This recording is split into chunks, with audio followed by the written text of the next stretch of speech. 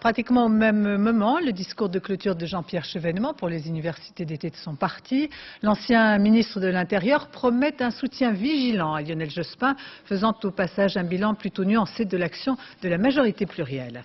Et la Corse fut bien évidemment au centre des débats de l'université d'été de l'UDF. À Ramatuelle, François Bayrou est revenu sur la question corse, proposant un moratoire de 6 mois. Globalement, le président de l'UDF considère que le processus de Matignon est un échec. Sur place, Jean-Baptiste Prédali et Pierre Toury.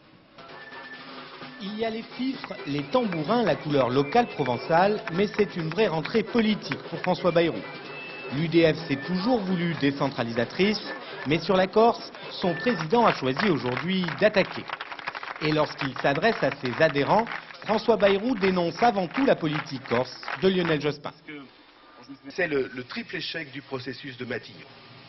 On a failli parce qu'on n'a pas obtenu le désaveu de la violence de la part de ceux ou des amis de ceux qui la pratiquent. On a failli parce qu'on a laissé la place à une impression de ségrégation ethnique, notamment avec l'enseignement obligatoire et les emplois réservés. Et on a failli parce qu'on a laissé croire que désormais la Corse aurait sa loi qui ne serait plus celle de la France.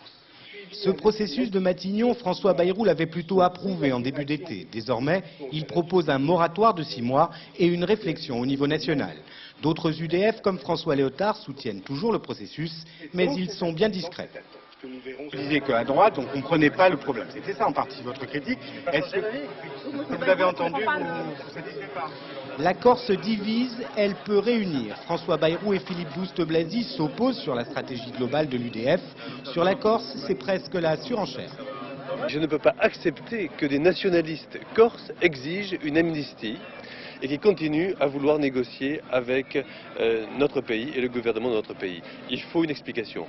Sur un autre sujet, le quinquennat, l'UDF a redit son peu d'enthousiasme pour le référendum. L'explication est simple, François Bayrou est déjà convaincu qu'il sera candidat à l'élection présidentielle de 2002.